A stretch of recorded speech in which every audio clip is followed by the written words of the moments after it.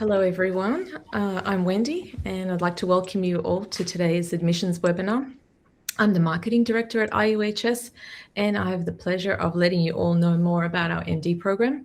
And alongside me will be some of our students, Nazish, Alison and Brandon.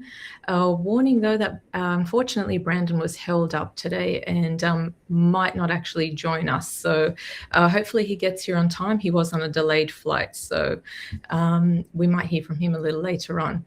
Firstly, though, a little bit of housekeeping. Please, could everyone just check that you are on mute and you also have your camera off? We will have some time at the end of the session, hopefully to get to some Q&A. So just to make sure that this recording is nice and clear and so that we can all watch it again at a later date, please ensure that you are on mute.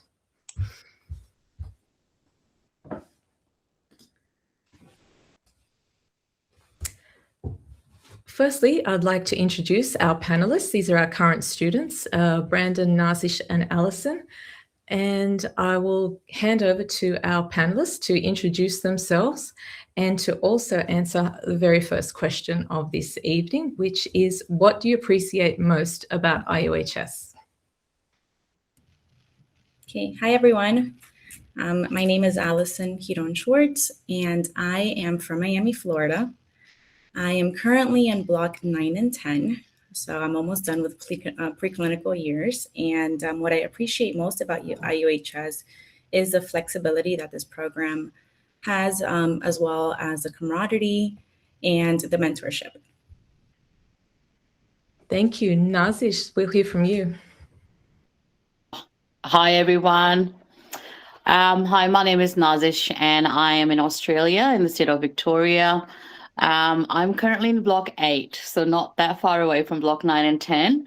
And preclinical years have been tough, but I really appreciate the support and the flexibility, as Alison said, that we get here at this university. It's amazing. Thank you. Okay, well, let's get into it right away. So I'll start off just with a little bit about IUHS. It's located on the island of St. Kitts in the Caribbean. We do have a study centre there that you can attend if you wish to. However, there is no requirement to travel to the island of St. Kitts because the preclinical years of the program are studied virtually. So IUHS is a non-traditional medical school, non-traditional in that there is not a bricks and mortar campus that you attend in person. For this reason, IUHS is more affordable and also more accessible if you are living in a remote location. You don't need to travel daily or relocate. And of course, you can take your university with you wherever you go because all you need is an internet connection and your computer. So how does that all work? Students study online. They attend live virtual classes. You access an array of learning technologies, which we'll go through in a bit more detail later on. And concurrently, you participate in a mentorship program where you spend about 20 hours a month observing and following a local physician mentor. This is a consolidation of all of the virtual classes that you attend, and this early exposure to the clinical setting consolidates all that learning and gives you more confidence as you enter into the clinical phase of the program. Following on from this preclinical phase, students complete clinical training in teaching hospitals.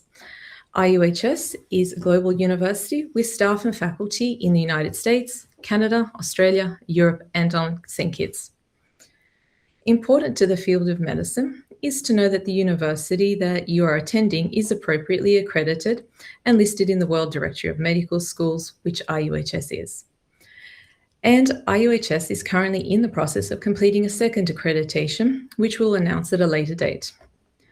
As mentioned previously, we have the study centre on the island of St. Kitts, and this is a couple of photos of our facilities here on this slide. Now today we'll be discussing the MD program in particular, and this is for students who have already completed some undergraduate level of education. However, we do offer the Bachelor of Science to MD program, which is for those students who don't fulfill the requirements for direct entry into the MD program. This is good for a career changer or a school leaver, because you add an additional year of the pre-med program, which gives you those foundational sciences that allow you to then transition into the MD program.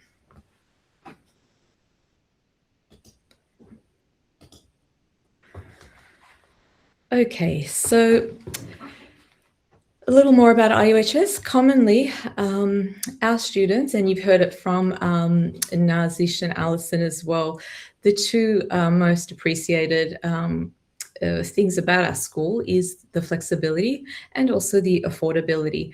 So I'd like to hear from our panelists now so they can tell you a little bit more about a time when they actually benefited from IUHS's flexibility. So I'll go first. I benefited from the flexibility last year. So I got married last year in January, and I took an exam a week, like the weekend before my wedding. But I had the flexibility of doing that and not necessarily stopping, my blocks or my path. So I was able to take my exam, get married, and then I waited a few months to go to my honeymoon until my blocks ended. So I was able to bring my laptop with me. So, and I mean, it was great. The fact that I was still a medical student, but I was able to spend my honeymoon with my husband. Another school wouldn't probably have allowed me the break, or I would have to, figure out like another time. And it just sort of went with my timeline. So that was perfect. Oh, that's amazing. You can always juggle. That's the thing with IUHS. You can always juggle your personal commitments along with study. Thanks, Alison. I am a little bit ahead with the marriage part in my life. I'm a mum of two. And very interestingly, when I actually started the course, it was an unplanned. We just had a surprise. We were having baby number 2. And I actually had to go on a leave of absence for a year. And honestly, the university was very smooth, very supportive, very simple, straightforward pathways of providing evidence of why you're taking the leave, and more support when you are coming back as well. So it's not just about having that break, it's also about having that support there for you when you want to rejoin. So here I am, I'm in Block 8 now. And that was amazing that process was, there was no fear of, would I be losing my enrollment? Would I not be able to join back in? Or other things that some other universities that I do know of, they are not that easy on these things. So again, the support, the flexibility is something that makes it really good for us as students. Thank you. Yeah, that is important to note. And I'm glad you brought that up, that it's the contacting the registrar's office, contacting the support team, and just letting them know, and they guide you through how to get back in and where to pick up where you left off. So that's good that you mentioned that. Now, I did mention that we'll talk about how do you actually learn, and we did say that you can take your school with you wherever you go, like Alison did. So our learning technologies, we're very proud of this. We were recognised a few years ago on an international level. This is a photo of our Dean, Dr. Mary, accepting an award in Dubai. And just recognising that IUHS has always been pioneering technology in medical education. So IUHS, just to go into that technology a little bit more so you understand what happens and how you actually will learn with us. We have a proprietary online campus system called the Distributed Online Campus System, DOCS, but our students would commonly refer to it as the Study Centre. And within that platform, you will access all of your resources and all your learning technologies. So this is the virtual campus that you can take with you wherever you go. So within that, I'd like to now just hand over to our panelists, and if someone could maybe just tell me, just explain what is Lectorio, how do you use it, what does it benefit you in your studies, how does it slide into the curriculum? Okay, I'll go first. So Lecturia is actually a digital medical and nursing education platform that delivers a complete structured curriculum through expert-led video lessons. So every time when you enroll in a block, so let's say if you were starting your med school and you're enrolling in block 0, you would be allocated a certain set of video lectures which have adapted quizzes to it, clinical case questions, there's concept pages and lots of analytic dashboards. There's a lot of Q banks in there, there's spaced repetition, and it is globally used by medical, nursing, PAs, NPs, and allied health students as well. So it's a really good resource, which is now actually being introduced into lots of local universities and hospitals as well. And it really helps you improve your learning outcomes. And the best part is that you can go back and forth. So if you've learned a topic and you're not sure about that, you've really learned it, you can actually go back to it. You can repeat that. You can watch the videos over and over again. You can do the quizzes over and over again. There is no restriction on that, as long as you finish that within the timeline of, let's say if you were in an 8-week or a 12-week block period, you finish that within that block. So every block you would get a set of videos related to those topics. And yeah, it's been great having that resource. Actually, there's lots of people who ask me about it at my workplace, at my university, and it's amazing. So you get access to it as a student, and you can use it as per your convenience. Yes, it's good to note all of these technologies we're talking about now included in your tuition. There isn't an additional fee for using these. Just to piggyback what Nashi said, it's a supplemental platform that we use online. So if you're a visual learner or auditory learner, it really helps you, especially if you need to go back and you don't want to read a textbook. You can go and through Lecturia watch the videos, and the concept pages are great because they're sort of like, they're short pages. It gives you a lot of information. It sort of helps you understand everything. But before Lecturia, what we do is we actually have lectures. So we have live professors that teach us, and then we reinforce the material with Lecturia.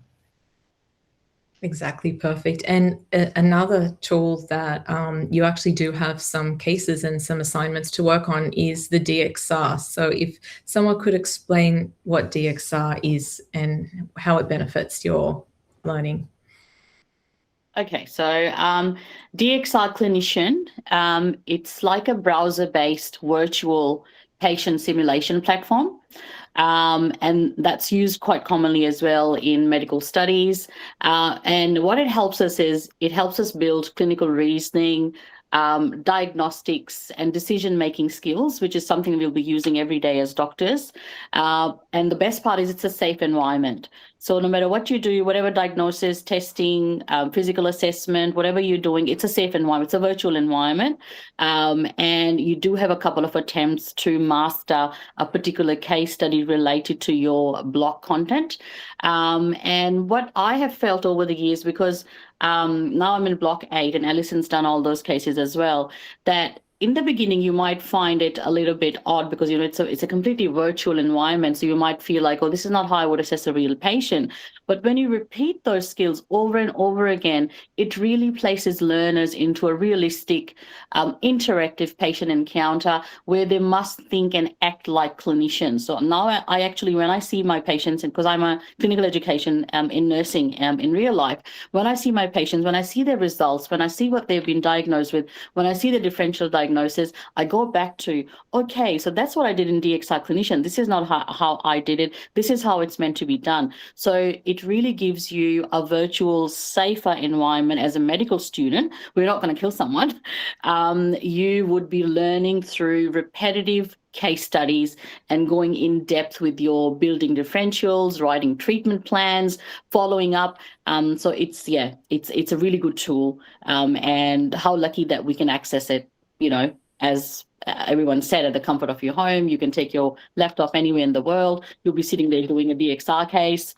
And so we get cases every single block related to our content. Yeah.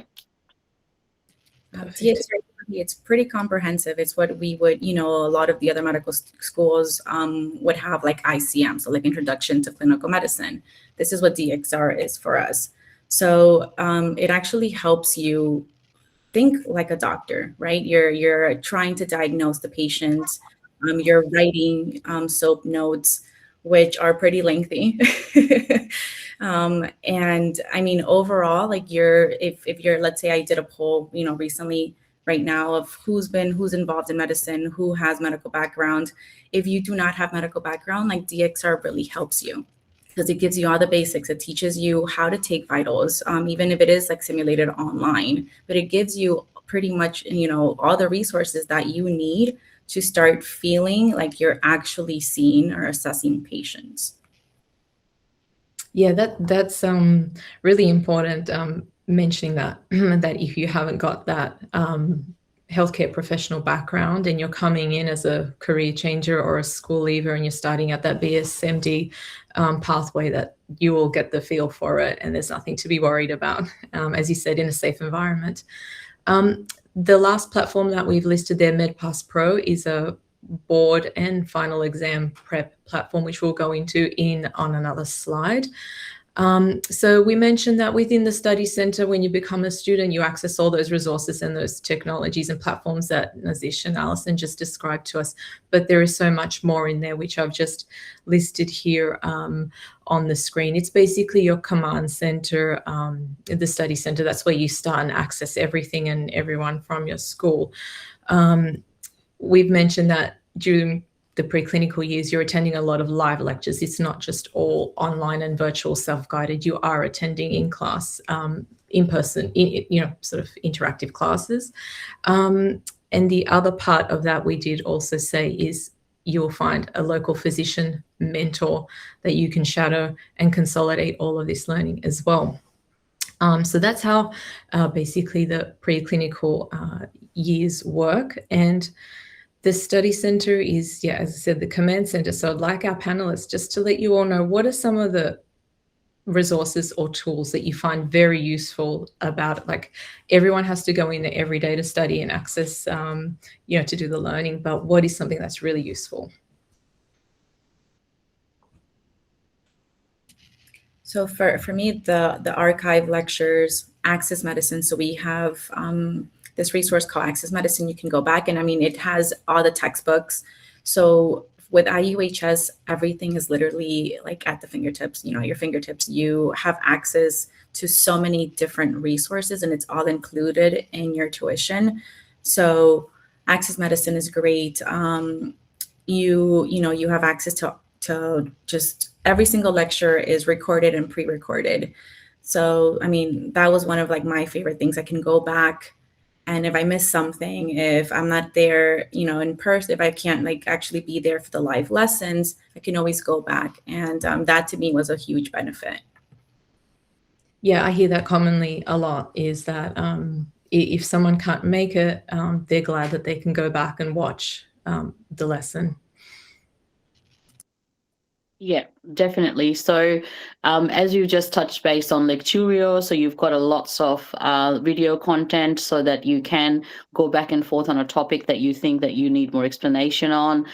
You can do spaced repetition. So that's one of the best learning tools that I have felt, that repeating that content over and over again is actually what helps me memorize or helps me clarify some concepts that I can keep in for the long term. Access Medicine is a great resource, and you would see that some institutions get you to pay for it as a student separately. So we have access to that as IUHS student. We can just log in, access any of our textbooks, any of journal articles, which are current. We can also use the Study Center. So Study Center is a part of our online platform where all your lectures that have been live are recorded, and they are under your subject topics. So you can access Study Center anytime. You can go into your lecture slides. You can actually print the PDF. I like paper copies sometimes because I highlight things and write on them. So, there's so many resources that you can organize. All the content is there and available for you. So you don't necessarily have to go and buy and purchase 10 different kind of textbooks or resources just to pass through your exams and quizzes. Everything is actually given to you. So it's up to you how you utilize them. Yeah, and that's very true. That comes back to the affordability. The goal of IUHS is to be an affordable medical school, and that's why everything is included in your tuition. We do believe you don't need to buy any other additional resources. However, some people choose to, and we support you with that, but that's a personal choice. But truly, the tuition and the study center takes care of most of it for you. So the overview of the preclinical phase of the program is here just for you to see that it is a systems-based program. But mostly, I think Alison and Nazish will be able to tell you a lot more about this because they're actually coming towards the end of it and have done the most of the 2 years. And basically, maybe if somebody could describe what does the typical workload look like when you're in the block phase, and what are the typical activities that you need to do within a block? Like what sort of assessments, what sort of exams? If you could just paint a picture of what your week looks like. Okay, so I shall start with the blocks. So when you first start, you are in a block 0, which is for 12 weeks. And at the end of the 12 weeks, you will be sitting an online proctored exam. During these 12 weeks, you will have the support of your IUHS lecturers. You'll have live lectures, which will be recorded. So if you're in a time zone, like right now, it's 6:30 in the morning, you can't attend a live lecture, you can go back to that recording and you can go into your lecture videos related to that topic. You can do the quizzes, there's spaced repetition. Once you are done with the block 0, which is 12 weeks, there's blocks 1 to 10, which I believe, I wouldn't touch on block 9 and 10. Maybe Alison can tell us a bit more about that if something have changed. But blocks 1 to 8 is definitely 8 weeks each. And what we do is basically we go through our lecture topics. We have study center with all the lecture slides, video content. We have lecturio, and then we have a DXR case study that we mentioned earlier that's attached to those topics. So we finish that content for those particular subjects within that 8-week block. So that's block to block. And as you progress, then you hit your block 8, and then block 9 and 10 are the final 2 blocks of our preclinical years. Yeah, perfect. And in between each block, you usually get a short break, 2 weeks, 3 weeks, depending on what's happening, what time of year it is. Is that right? To reset and regroup, ready for the next phase. So just a little bit deeper into what exams and assessments do you have during this phase? Maybe Alison, you can tell us because you've done more of it. So it depends on what you're studying for that block. So you have, I think, oh my God, I feel like it's been so long at this point. Like block 0, I think was 50 questions or 80, I don't remember. It's literally like drinking from a fire hydrant. So the first block, I think it's 50 questions if I don't mistaken. But moving from block 1 onward, there's 100 questions. Yes. And it's geared to that specific block. So like, block 1 was like biochemistry, I think some cell bio. So you're tested on those topic subjects. But going back to when she said, we have lectures. So we have live lectures. It's not like you're just sort of like learning on your own or watching pre-recorded videos. We actually have live lectures Monday through Friday, sometimes Saturdays, where you have live professors that are teaching you this subject, and you can ask questions. So you do have that opportunity. You have the opportunity to do so. As for the other blocks, I think the first block, they give you a little bit more than a minute per question, just to sort of, get you assimilated onto to the exams. And then from block 2 on, I think they shortened the time. So you no longer have like 1 minute and 30. Now you have like a minute or so. And since I'm in block 9 and 10, we started a new program. No, Z, I'm still in block 9 and 10, so I still haven't graduated. So block 9 and 10, we started a new program, which I don't know if Brandon is in yet, but he's the brand ambassador for the new program, the MPP. which is is I don't know if he's in, but that it's it's new. So my class is like the first class to start that program, and it's more using AI. So maybe if Brandon, I don't know if he's in, he can sort of tell you, walk us through MPP. You can get to it on the next slide. We'll just finish up here then. We talk a lot about, yes, that you're at home and you're remote and you're using all these technologies. And we've mentioned a few times you're not completely alone because you attend a live class, and hopefully you can catch as many as you can depending on where you are in the world and when they're scheduled, these classes. How else through this time, because there's so much content, as you said, it's like drinking from a fire hose. How do you stay accountable? How do you stay on track while you're studying basically from home? Are there any, sort of magical tricks that you can sort of share your pearls of wisdom with everyone about? I think we have to be accountable for our routines. So everyone's going to be different. Allison's going to be different. I'm going to be different. You're going to be different. So we need to work out before we start this program as to what works for you. Because when I started, there was lots of information online. There was lots of people that I interacted with, and everyone had their own busy lives with work, or there were other things going on, or someone was going on break. So you need to figure out what works for you in terms of a routine. You do need to have a routine, a schedule, and stay accountable, because the blocks are, I wouldn't say they're rapid blocks, but they are under a certain time limit. So let's say you're starting in week 1, you're getting introduced to the topics. Before you know it, it's week 2. Before you know it, it's week 4. And then you're like, oh, well, I'm halfway through the block. What's happening to my lectuarial videos and quizzes? What's happening to my lecture content? How much have I covered? So it is important that you stay on top of your weekly topics. Personally, for myself, sometimes I wasn't able to do a whole weekly drill, but then I did make out time for that, for missed time at the end of a fortnight or at the end of a 3rd week, to make sure that I go back and cover everything that I wasn't able to cover in week 1.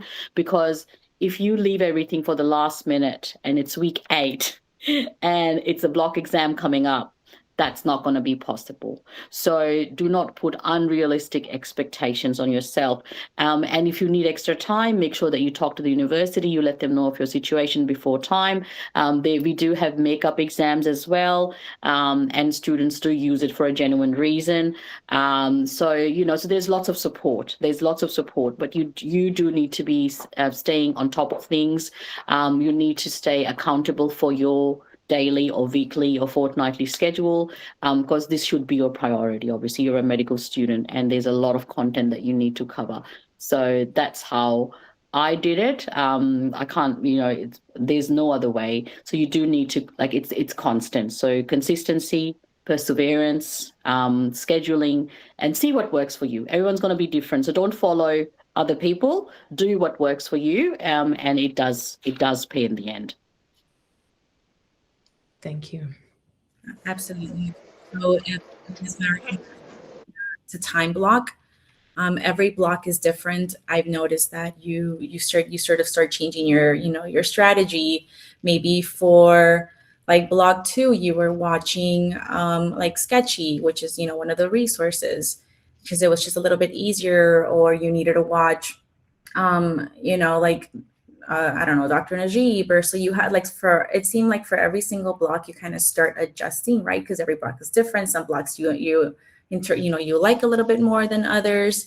Time blocking, I think, was extremely important, for me, right? Like if you're going to set, because you have to set time for the lectures, you have to set time for also Lecturio and DXR. So yes, being held accountable, having like a schedule and being consistent is what what will help you succeed at IUHS. Super. Well, we mentioned from block 0 to 8, you're going through all the content and the systems, and then we move into this 9 and 10 phase where you are preparing for your final IUHS exam, which is the exit exam, and for those that are in the US, the USMLE Step 1. Once these exams are completed and you've passed, then you can move on into the clinical phase. So if I think Brandon has joined us. He's our MedPass Pro and Student Social Media Ambassador. He's landed. It's good to see that you are safe and you've made it. Could you just please help everyone understand what is MedPass Pro? What makes it different to just any other QBank that people are using to prepare for these important exams? Sure. Hey, everybody. I just landed in Orlando. We have American College of Surgeons conference, and I'm presenting research on behalf of IUHS, so it's really exciting. So again, my name is Brandon Harden. I've been a chiropractor for 15 years, and I chose to come to IUHS to further my education, help more patients, and I've really practiced a lot more allopathic than, chiropractic in my office. We're an integrated office, so anyhow, MedPass Pro is amazing in the sense that we do have other resources, but MedPass Pro specifically teaches you along the way in different cycles, in different essay tests or gate tests. You have 1, 2, 3, and 4. And these tests provide, in essence, a way to test your knowledge from blocks 0 through blocks 8. For more of a retention type model, but also to help you understand and really dive into the sciences that you may have forgotten in blocks 0, 1, 2, 3, 4, 5, 6, 7, 8, right? So if you put all of this together, it's a conglomerate of very, very intense, but fun, I will say, information. And when you use this, it kind of goes into a little question bank. And the question banks are focused on, let's say, probably different blocks. You can have reproductive, you can have endocrine, things like that. And I would say that each one of these kind of ties in, and you can focus on your weak areas, if you will. So let's say you pass repro with 100%. Okay, so you may not need to hit so much on that. You can focus on other things. So that's what MedPass Pro does for you. But it also teaches you a time commitment, because you can do practice or you can do time. And under time, you have to learn to read these questions appropriately. And there are different courses out there that teaches you kind of how to read these questions, because they can sometimes be lengthy, but for good reason. Because let's say, you have a pretty difficult patient come in. It's not just, oh, there's the answer. You're going to have to dive in, and these questions help you do that. Also, MedPass Pro is designed to help you say exit. And exit's very important for you to move on to the clinical stage out of the preclinical stages. We just had one of our students, Aisha, who's may or may not be on this call. She passed, actually, and she just took her exit exam. So big congratulations to her. I do want to go back, if I can, and say that, while the program is intense, you are in medical school, have fun, because I kind of miss going to these classes and interacting with other students and talking with the professors, which, by the way, I've seen some questions come through. Our professors are world renowned, and they're from all over. I know one of my favorite professors is Dr. Tiffany Alley, and she's at Vanderbilt University in Tennessee as an immunologist. So anyways, hope that helped. I'm really happy to see you guys. I'm sorry this is very unconventional, but I didn't want to miss it. And welcome to IUHS. We're so grateful for that. Thank you. Yeah, MedPass Pro is very comprehensive. It's a new platform, as we said. It has some AI so that it can explain to you knowledge gaps, as Brandon mentioned, and show you where you need to hone in more. It's very exciting, and there is I guess you'll get to see it all more as if you head over to our YouTube channel. Brandon speaks about it there as well. So can I add quickly on MedPass Pro as well? So when you, as a new student, as a starting student in Block 0, I would highly recommend to focus on your block zeros up to block 8, it is really important that you go through the process and learn all the content, because when you hit block 9 and 10, it's pretty much like consolidating all the knowledge that you've learned throughout from block 1 to 8 or block 0 to 8. And that's what's going to pretty much be a consolidation in block 9 and 10 to making sure you are prepared for the exit exam. So what the exit exam 1 is, basically, it's a gateway that's giving you the ticket to go on to your clinical rotations. So at this stage, I guess because MedPass Pro is something that's been very recently introduced. And I had a meeting with Dr. Shamsuddin Shibulu, who is one of our student coordinators as well for different blocks, just to have an in-depth knowledge around MedPass Pro. So as Brandon has explained as well, I know that he's traveling at the moment. Good luck, Brandon. That's really exciting to see that. This is what we love about our uni. You know, we see people in all different parts of the world doing different things, but we're all here for the same cause. So, so MedPass Pro, it's pretty much once you finish your block 8, you're given access, and you basically go through some self-assessments. And there are a self-assessment part 1, which helps you then move on to the part 2, then helps you move on to the part 3. And if you have done successfully and you've completed your self-assessments 1, 2, and 3, you don't necessarily have to sit a self-assessment 4. That is available for people as well who may not have cleared the first 3 or had some issues with certain content that they're not good at. I haven't done that myself yet, so I don't want to talk too much about it. I think Alison might know a little bit more on that. But Aisha, I know Aisha because she is in our cohort and she's just recently done that. So all the resources are here for you guys, Lecturio, DXR. And one thing we forgot to mention when we were mentioning assessments, that when you do your block exam, so that's the end of block exam, just like you would be doing any exam at the end of completing a certain content, we also have a DARS, D-A-R. And I always forget the abbreviation. That's Extension. directed academic review, or yes, so it's like a remediation. So the DAR exam is a really good consolidation of 3 blocks together. So let's say if I finished my blocks 1, 2, and 3, so after block 3, I would sit a DAR exam, which is on Lecturio, which is consolidating the content from the 3 blocks that I've just finished. So before I move on to my next block, I've actually revised officially, and I can then self-assess myself. Okay, what were my weaker points? For example, I love cardiology, I love anatomy, but I am not really that good at neuro. So you will see where your weakness is, so you can actually go back and revise that content to strengthen it for your final exams. So that's how so it's very structured. It's very well laid out. But when you first start in block 0, you do get overwhelmed because you feel like, oh my God, there's so much content coming in. And which is why you need to time yourself.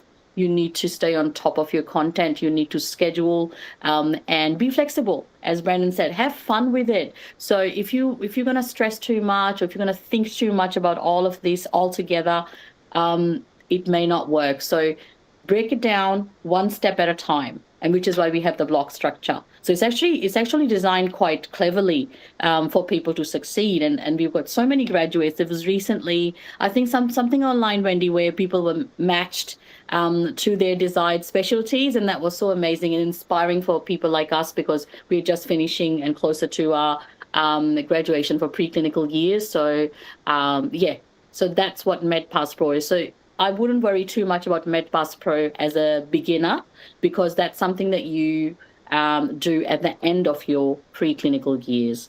But I would definitely get into looking at Lecturio, DXR, and your block-to-block content for starting the journey and being successful in your preclinical years. Okay, well, can't beat that. She nailed it. I loved it. Great explanation.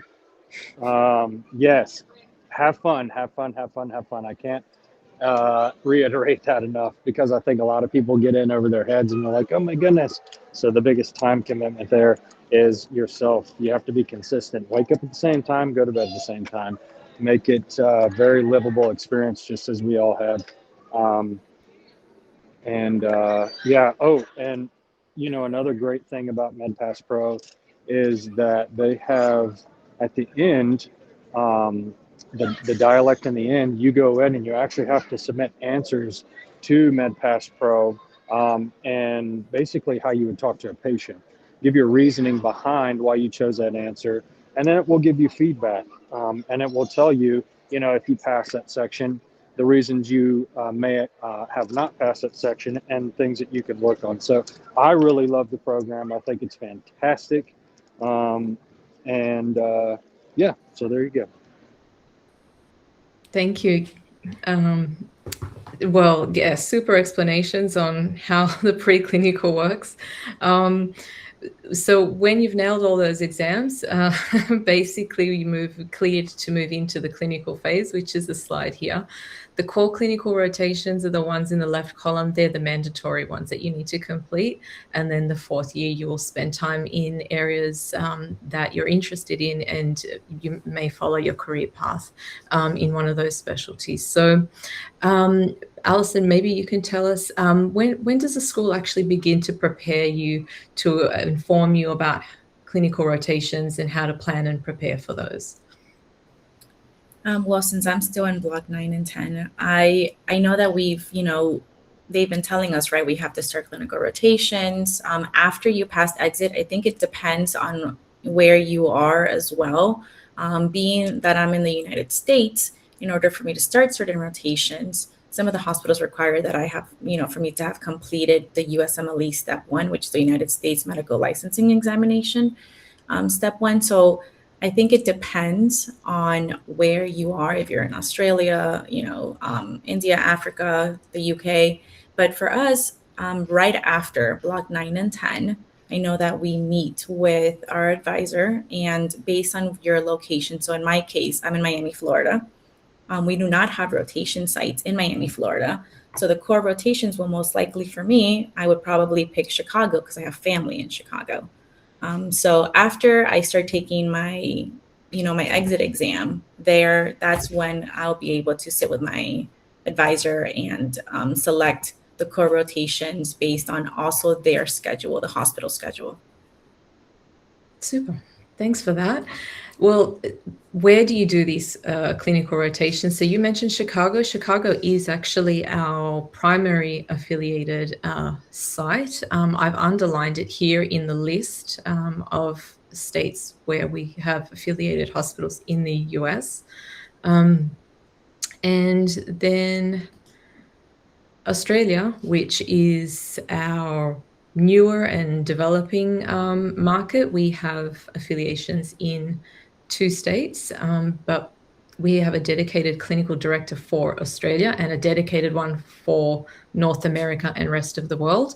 So the list is always growing and adapting. So you'll always, this might not be current in 2 years' time. We might have more things on there, or states change and things like that. That's why the planning happens towards the end of towards the end of the preclinical, because you need to focus, as student panelists have said, focus on getting through your blocks in your exams, and then we'll sit with you and direct you to a site convenient to you. Now, after that, the very challenging time for a lot of our US students is going into residency applications and entering the match process. However, IUHS, our staff, continue to support students and guide students through this entire process on a one-on-one basis as well. We've been very impressed and so proud of our students in the last couple of years, with almost all of them gaining a residency in the last couple of years, and actually in their first choice. So we've had some really great results in the last couple of years. And if you're interested in more about Match, then this is something that you can look up on our YouTube. We have some graduate interviews and things like that we can find out some more about our students. And where are we up to now? But this is, just want to hand over to Alison for a moment here. Our graduates and our alumni continue to stay involved with our current students and our IUHS community, and we're very fortunate that after the match results come out every year, our candidates come back and speak to the students about their experiences and give them insight into how they went through the process and how to navigate it. So Alison, as a member of the IUHS Student Association, has been hosting and coordinating the webinars over the last few years. So Alison, could you talk to us about these graduate webinars and the importance of keeping the IUHS community connected to their alumni? Absolutely. Dr. Ayad, who's actually now also a dear friend of mine, it's great, right? Because what you're like, they already made it. There is a light at the end of the tunnel. And speaking to these classmates and our future colleagues, it's great to know that that this works. Yes, right. Online medical school. It's difficult, but you have students that are doing it and they're matching to their number one choice. I know Dr. Ayad matched internal medicine. I think we also had Dr. which I interviewed him. Oh my God, I forgot his name. Dr. Abhinav, who matched neurology. And obviously, like, as IMGs matching into the US, matching into your number one choice, we're doing an amazing, thing here at IUHS. So every year during match or after match cycle, I interview them so that as students, we can ask them questions, we can pick their brains. And Dr. Ayad, actually, he highly recommended this prep class. And even though I'm from Miami, I'm currently doing a prep class thanks to him. So I am in a live lecture every single day for the next 8 weeks doing a prep class, thanks to him. So if I wouldn't have interviewed him, I wouldn't have known that that's something that he highly recommended. And yeah. Yeah, they share their wisdom, and I think it's like one of the highlight events of our school calendar is to hear about the success of our students that matched. So yeah, that's an initiative of the Student Association, and we'll talk about student life in a couple of more slides. But for just recapping, like, where are our IUHS graduates? So family medicine happens to be the most popular specialty amongst our students. And we also have many students that don't utilize their MD to go into a clinical career. They choose a non-clinical career path, such as using their MD to further a C-level position, for example, heading up a hospital or a global insurance company or something like that, or they might have some sort of allied health business, and this helps them with their career and their overall patient care. So we have a really diverse group of talented people at IUHS. So it's a very dynamic place to be a student. Now, if you do decide to apply to IUHS, or you recently have, you'll be joining, as I mentioned before, a very vibrant and international community of students. Around 65% are based in the United States, 15% are Australian, and 15% Canadian. But interestingly, the numbers in Australia are growing. So if you're from Australia, you'll have a nice big group of students that you can study with. Nazish probably can tell us more about what it's like to connect with your peers. How do you do that? How do you keep in touch, and what the importance of that is? Yes, definitely. When I joined back in a couple of years ago, the cohort of Australian students wasn't as big as today. We have so many more joined in, and I think it's all because the medical degree does require a lot of physical presence if you are to do it from local universities here in Australia, and different states have different rules. So it's the flexibility and giving the students a chance to be able to work during their preclinical years, and some students even end up doing some part-time work during their clinical years as well if they can manage. So there is a huge connection in Australia with students from all different states. We stay in touch through our groups on WhatsApp. we have Facebook, lots of social platforms, and also through university webinars and events that we have. Students do conduct regular wellness webinars.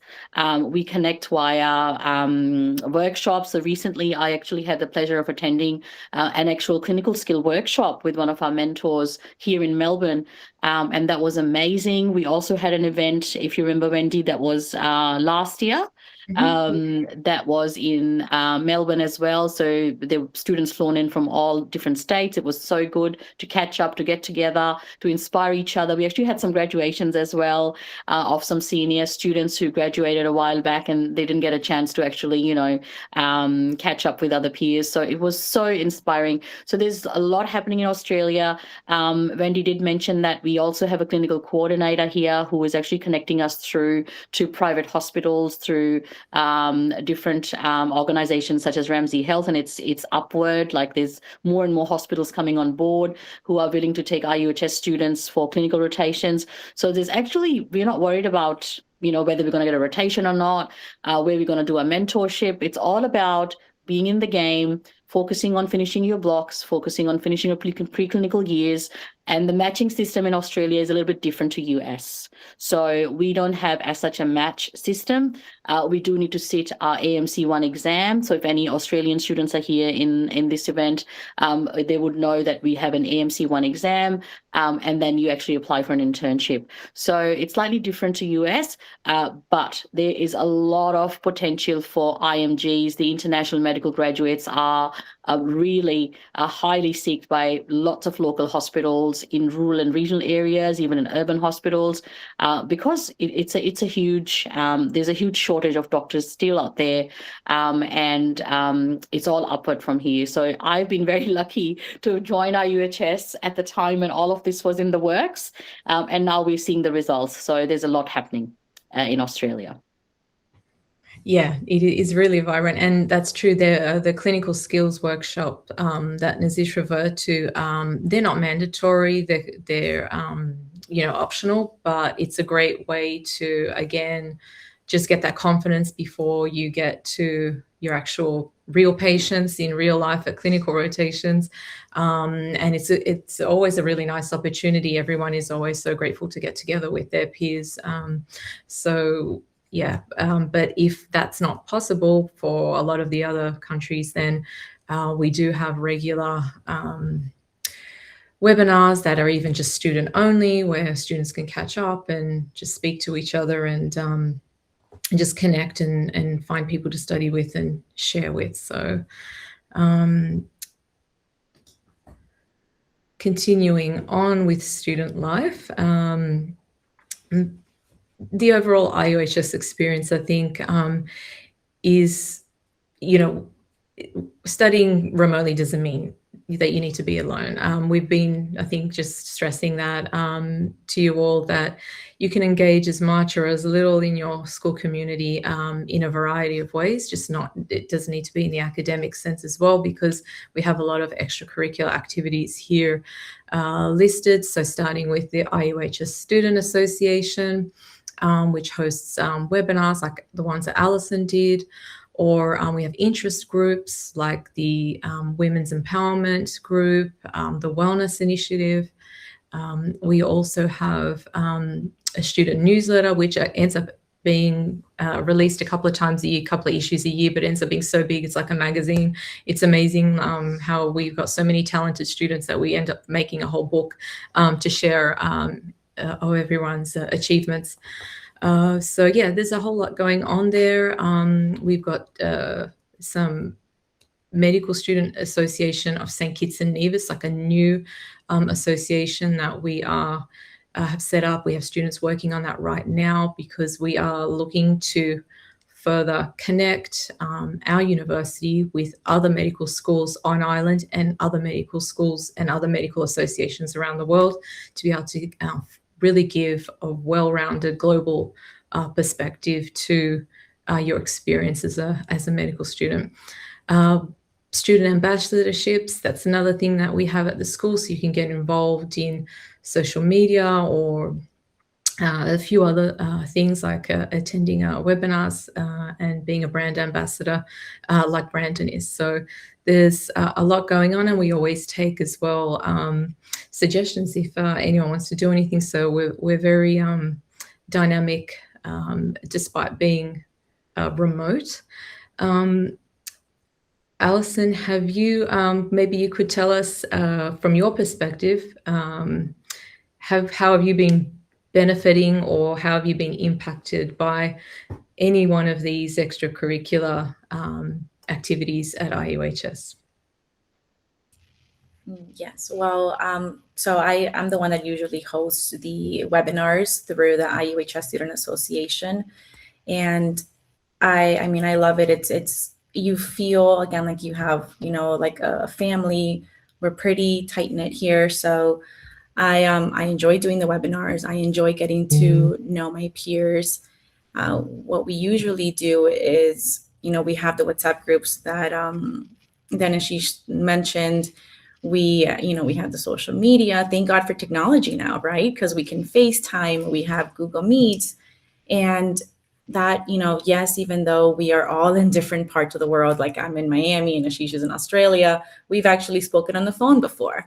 We've had conversations. We've done some, you know, we've had some like study time. So IUHS, the ISA is amazing. I know that Aisha also hosts some of like the, you know, it's like coffee, like she has like just friendly webinars. Just go in, let's talk, let's vent, because yes, it does feel a little isolating since it's online, but you're not alone. You have other students that are doing this with you.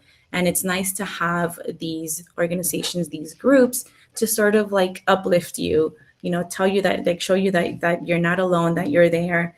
And you're also meeting lifelong friends in this journey. Yeah, that's important to note, because some of our students not only do they remain friends, but some of them live together during clinical rotations and move away and, you know, become really, really, really close, like family. So it's important to find support, I think, is something that I commonly hear from students from the beginning, and take advantage of all of these extra activities around your studies. Now, most of you would have received a brochure by now, or gone through the website and gone through the fees, but the tuition, I just wanted to highlight for you here, which I've put in yellow, particularly these are the costs for monthly payment plan. This is our most popular way of funding the degree. Most students are paying by the month, so it's $1,400 per month in the preclinical phase, and $825 during your clinical years. I do want to mention, importantly here, is that IUHS is about 40% more affordable than most other private medical schools. And in our tuition, though it is very affordable, the one thing that isn't mentioned there is the hospital clinical site fees. So each hospital determines its own pricing structure, but we tell students that on average, budget for around $500 per week of clinical rotation, in addition to these IUHS tuition fees. And similarly in Australia, it can vary, but it could be between 300 to 500 Australian dollars per week. And as well, we always get asked about funding. Students from IUHS aren't entitled to apply with the Title IV or a GI Bill. So, you know, you can self-fund by working your way through school or apply for private loans, but that's where we're at with our highly affordable tuition fees.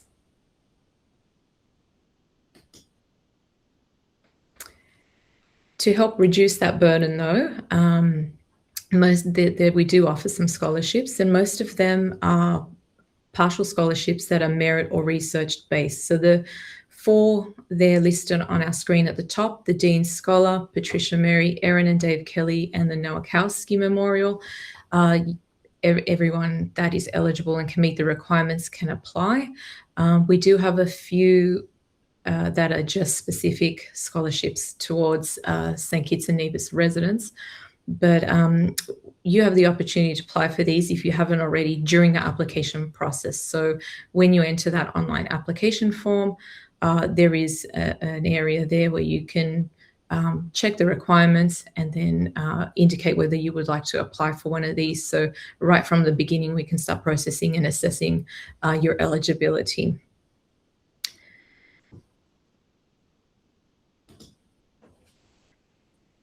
And just briefly, the admissions requirements, these are also listed on the website and in your brochure, but these are the requirements for direct entry into the MD program.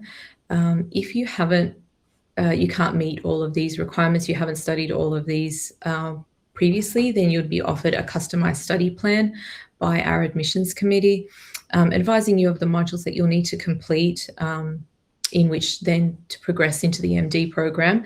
And you can study those with us at IUHS.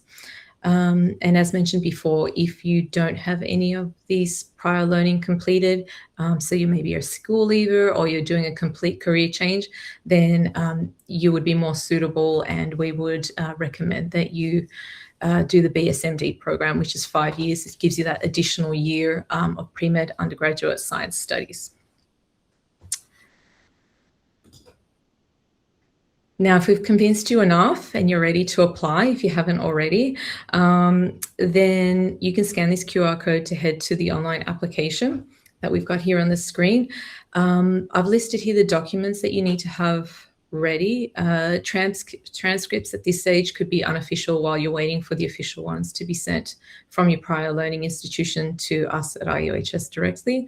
If you have questions around any of this, you can always email admissions@iuhs.edu or grab the phone number off our website and give our admissions team a call with questions before you hand in your application. I've also listed here the dates for the intakes when classes start over the next 3 intakes, so that you can ensure that you get everything ready and in time for intake. And just quickly to recap how the application process works, once you've handed in your online application, which we just went through on the page before, you'll be contacted by the admissions team if there's anything missing or they have questions. The admissions committee will review all of your documentation. They'll make an assessment whether you need to complete any additional studies. Then you'll be requested to have an interview with the dean. And following that, hopefully you've handed in all your paperwork correctly and you will receive an acceptance letter. Following that acceptance letter, then it's time to start meeting with the finance director, sorting out which payment plan you'd like to go on. And then the final part after that paperwork is done and you've signed a few contracts and dealt with that, then you move into the onboarding process. And then you will be given your logins, your email address, and you start getting set up, get a one-on-one orientation from our preclinical support team to teach you how to get into the study center that we've been discussing a lot today. And you'll be able to then get ready for classes and you'll be all set up as a student officially.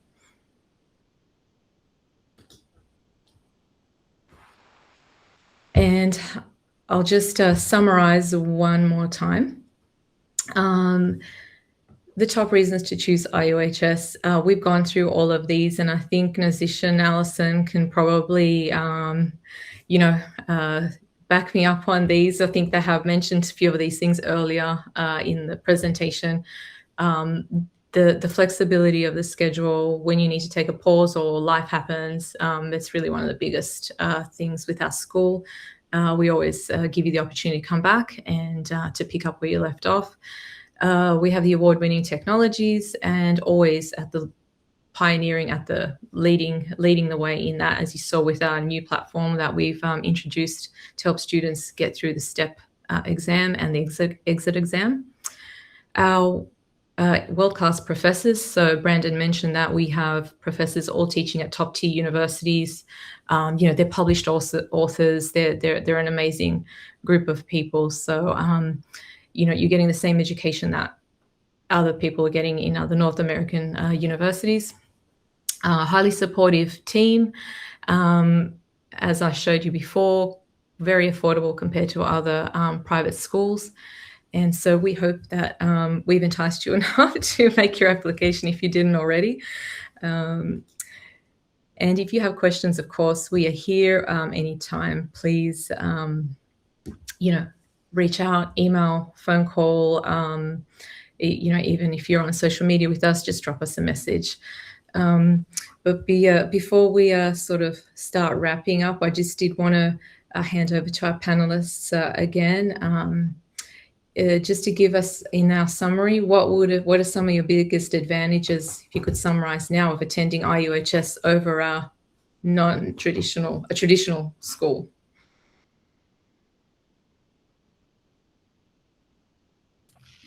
Well, for me, attending IUHS, given now that I'm married, and also with my lifestyle, my husband and I tend to travel a lot. So not taking away from, like my journey, right? What I want to do as well with my life, because as Brandon said, you still have to have fun, right? Life does continue while you're in medical school. So the fact that I've been able to work, been able to travel while being at IUHS, been able to get married, do not have any student loans, paying for this out of pocket. So not having that additional financial burden is definitely an advantage, along with having world-renowned physicians that are teaching us, and like PhD professors. One of our professors, our physiology professor, is he's brilliant, and he's actually one of the authors of the first aid book, which for us, it's our medical school Bible. So just things like that, just because it's online doesn't make it any less than a traditional medical school. I think you just have to decide what's going to work best for you, your family, and overall your journey in medical school. And for me, IUHS was, it provided me everything that I wanted, and it's still doing that. So thank you. Yeah, I definitely agree with Alison. It's definitely the balance. So we are obviously very ambitious individuals. We are choosing this path, and it does take a lot out of you, because you do need to focus. You need to concentrate. You need to put in the hours. However, there is family, there's a social life, there's your own mental health, your physical health, balancing all that. And finance is a big part of this, as we've touched base on fees and things. It is the truth. When I was doing my research, and I was comparing different medical schools and different options, and looking at pathways which are flexible, that support you, and don't take that, as a negative. Oh, okay, well, I guess, you're not cut out for this because you want to take a year off while you're in medical school. That's not the culture here at IUHS. We are very supportive of people, and we want to encourage you to start your journey with a positive mindset, and I guess organize your finances. There's different options. You can do monthly payments. You can do, I think there's a biannual payment as well that might give you some flexibility, and there's an annual payment for people who might want to utilize their savings. There's some discounts on that. Things like that. So there's so many different ways of doing this, just to help you get a medical degree. There's pathways for people who might not have done, I guess, a bachelor's. So there's that BSc, sort of Bachelor of Science, MD pathway. So just the whole flexibility. And you will see there are lots of other medical schools who showcase their course as being flexible. But when you start and when you get into it, you might find some hurdles where you can't go back and repeat things, or you're not given access to certain materials. Once you have passed that block, it's no longer available to you. But that's not the culture here. We do have that support and flexibility. And I'm in Block 8 now, so I know that I have been supported, and there's been flexibility throughout the course, and that's why I've been able to make it this far with 2 kids. And I think if any of you is considering, I wish you all the best. Well, let's finish up on that. Then what advice would you give to someone considering joining IUHS?